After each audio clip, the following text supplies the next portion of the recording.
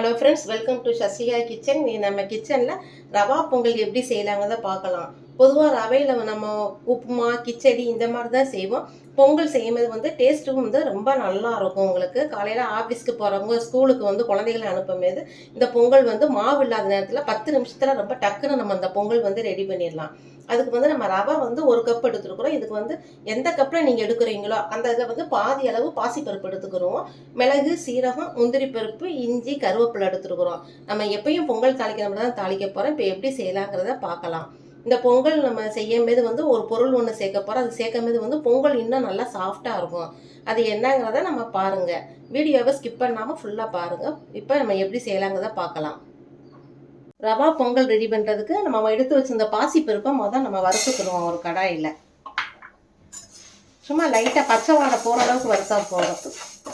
வறுத்து எடுத்துட்டு அதுக்கப்புறம் நம்ம அப்படியே பாசிப்பருப்பை வேக வச்சுருவோம். இப்போ கடாயில் பாசிப்பருப்பு நல்லா வறுத்துருச்சு. அந்த கொஞ்சம் பச்சை ஸ்மெல் போனதுக்கப்புறம் எடுத்துக்கிடுவோம். இதுக்கு அடுத்து நம்ம எடுத்து வச்சிருந்தா ரவையை வறுத்துருவோம். ரவையை வறுத்த ரவை, வறுக்காத ரவை, எந்த ரவையாக இருந்தாலும் வறுத்து செய்யும்போது இந்த பொங்கல் டேஸ்ட்டு ரொம்ப நல்லா இருக்கும்.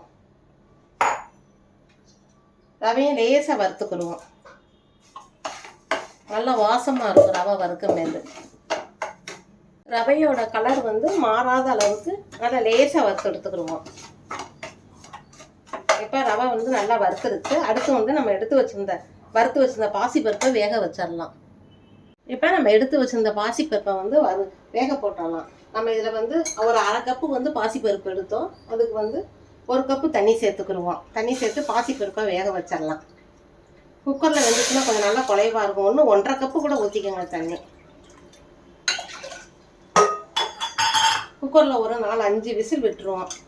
விட்டோம்னா பருப்பு நல்லா வெந்துடும். அதுக்கப்புறம் நம்ம பொங்கல் தாளிக்கலாம். இந்த பருப்போட மஞ்சள் தூள் நம்ம வீட்டில் அரைச்ச சஷ்டிகா கிச்சனில் போட்ட மஞ்சப்பொடி அதான் சேர்க்கணும். சும்மா ஒரு 1/4 ஸ்பூன் போட்டால் போதும். லைட்டாக ஒரு பிஞ்ச் அளவு சேர்த்துக்கிடுவோம். சேர்த்துட்டு இப்போ குக்கரை மூடி வச்சிடலாம். ஒரு 4-5 விசில் விடவும் நம்ம ஆஃப் பண்ணிடுவோம். பருப்பு வேகிறதுக்குள்ள நம்ம பொங்கலுக்கு ஒரு சட்னி ஒன்று ரெடி பண்ணிடலாம். தேங்காய் சட்னி தான் செய்கிறோம். தேங்காய் ஒரு 1/4 கப் எடுத்துருக்குறோம். பொரிகடலை ஒரு 3 ஸ்பூன் எடுத்துக்கிறேன். 3 பச்சை மிளகா, இஞ்சி ஒரு சின்ன பீஸு, கருவேப்பிலை கொஞ்சம், உப்பு இந்த சட்னிக்கு தேவையான அளவு சும்மா ஒரு 1/2 டீஸ்பூன் எடுத்தால் போதும். இப்போ நம்ம இதுக்கு தேங்காய் சட்னி அரைச்சிட்டு வந்துடலாம். இப்போ நம்ம மிக்ஸி ஜாரில் நம்ம எடுத்து வச்சுருந்த தேங்காய், பொட்டுக்கடலை எல்லாத்தையுமே சேர்த்து அப்படியே அரைச்சிட்டு வந்துடலாம். அரைச்சி தாளிசம் கொடுத்துட்டோம்னா தேங்காய் சட்னி ரெடி ஆகிடும். இந்த சட்னி இட்லி, தோசை, சப்பாத்தி, பொங்கல் எல்லாத்துக்குமே சாப்பிடலாம். டேஸ்ட்டு ரொம்ப நல்லாயிருக்கும். 5 நிமிஷத்துலலாம் நம்ம ரெடி பண்ணிடலாம். இப்போ மிக்சியில் அரைச்சிட்டு வந்துடுவோம். இப்போ நம்ம சட்னி அரைச்சிட்டு வந்திருக்கோம். இந்த சட்னிக்கு ஒரு தாளிப்பம் கொடுத்துருவோம். எண்ணெய் 1 ஸ்பூன், நாட்டு சக்கு, கடலெண்ணெய் ஊற்றிருக்கேன். நல்லா எண்ணெய் காயவும் கடுகு போட்டுக்கிடுவோம். கடுகு 1 ஸ்பூன் கடுகு, பெருங்காயம், கருவேப்பிலை சேர்த்து நம்ம அப்படியே தாளித்து கொட்டி இறக்கி வச்சுருவோம். தேங்காய் சட்னி ரெடி ஆகிடும்.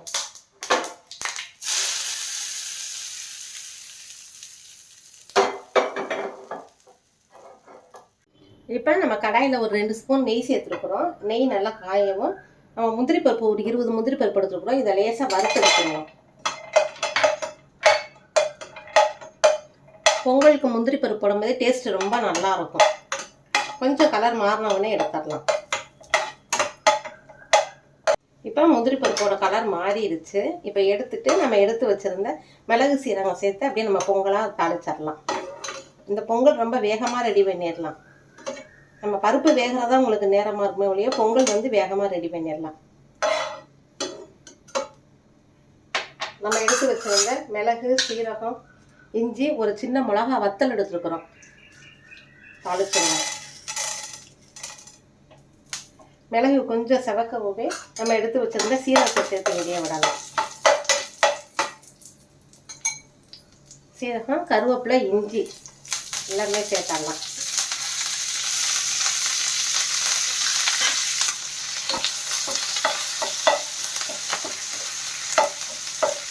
முந்திரி பருப்பு பாதி முந்திரி பருப்பு சேர்த்துக்குவோம். பாதி முந்திரி பருப்பு இறக்க மேலே சேர்த்துக்குவோம்.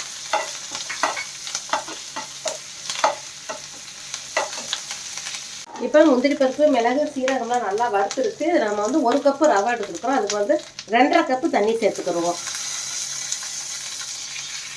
தண்ணி சேர்த்து நல்லா கொதிக்கும் போது நம்ம ரவையை சேர்த்து கிண்டலாம்.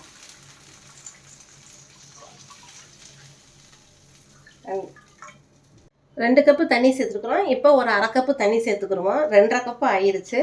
இப்போ ஒரு 1/2 கப்பு நம்ம பால் சேர்த்துக்கிடுவோம். பால் சேர்க்கும்போது வந்து இந்த ரவா பொங்கல் டேஸ்ட்டு வந்து ரொம்ப நல்லா இருக்கும், சாஃப்டாகவும் இருக்கும். இதுதான் நான் சொல்லக்கூடிய பொருள்.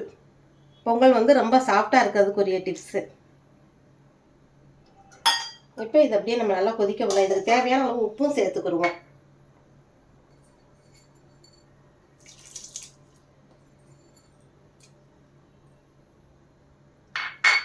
இப்போ குக்கரை ஓப்பன் பண்ணி பார்க்கலாம். நம்ம வேக வச்ச பருப்பு பாருங்கள் நல்லா வெந்திருக்கு பாருங்கள். இதை நல்லா அப்படியே மசிச்சு விட்டு நம்ம அப்படியே சேர்த்துக்கிடுவோம்.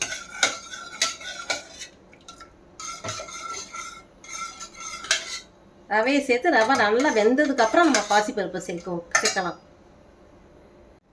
இப்போ மூடி ஓப்பன் பண்ணி பார்க்கலாம். தண்ணி பாருங்கள் நல்லா தளதளன்னு கொதிக்குது. நம்ம எடுத்து வச்சிருந்த மிளகு, சீரகம் எல்லாமே நல்லா சேர்ந்துருக்கும். இப்போ நம்ம எடுத்து வறுத்து வச்சிருந்த ரவையை கொஞ்சம் கொஞ்சமாக சேர்த்து கிளறலாம். மொத்தமாக சேர்த்தோம்னா அப்படியே கெட்டியாகிக்கிறோம். கொஞ்சம் கொஞ்சமாக இப்படி சேர்த்து கிளறுவோம்.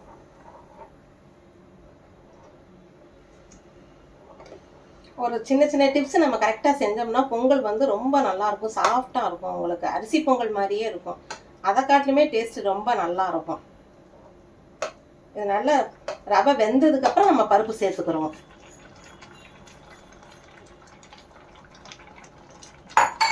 அடுப்பை கொஞ்சம் குறைச்சி வச்சுக்கிறோம்.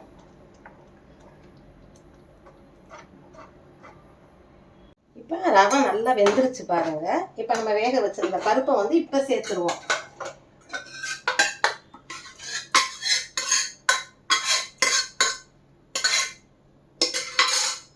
ஒரு கப்பு ரவை தான் எடுத்தோம், 4 பேர் சாப்பிடலாம்.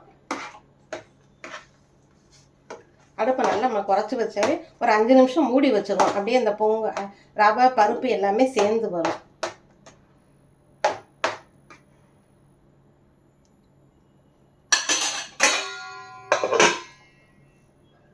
இப்போ 5 நிமிஷம் ஆயிடுச்சு. பாருங்க நல்லா ரவையும் பருப்பும் நல்லா சேர்ந்து பொங்கல் பாருங்க நல்லா கெட்டியாக சேர்ந்து வந்துருக்கு. நல்லா சாஃப்டாக இருக்கும். எவ்வளோ நேரம் ஆனாலும் பால் ஊற்றும் போது உங்களுக்கு ரொம்ப சாஃப்டாக இருக்கும். இப்போ வந்து நம்ம தேவைப்படுற அளவு நெய்யும் எண்ணெயும் நம்ம சேர்த்துக்கிடுவோம். நம்மளோட விருப்பத்தை பொறுத்து தான் இருக்குது. பால் சேர்க்கும் போது வந்து அவ்வளோ நெய் கூட தேவைப்படாது உங்களுக்கு. கொஞ்சம் நெய் ஊற்றும் போது நல்லா இன்னும் டேஸ்ட்டாக இருக்கும். நெய் வந்து நம்ம செக்கு கடலெண்ணெய் தான் சேர்க்குறோம். ஒரு 2 ஸ்பூன் எண்ணெய் சேர்த்துக்கிறோம். சேர்க்கும் போது அப்படியே எடுக்கும் போது அப்படியே ஒட்டாமல் வரும். உங்களுக்கு கரண்டியில் அப்படியே ஒட்டாமல் வரும். நல்லா அல்வா மாதிரி இருக்கும் உங்களுக்கு.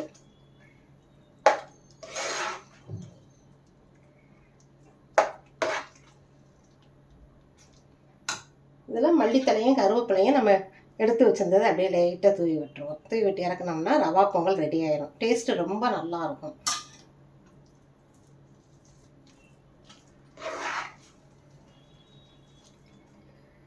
ரவா பொங்கல் இந்த மாதிரி செஞ்சு பாருங்கள். டேஸ்ட்டு ரொம்ப நல்லா இருக்கும்.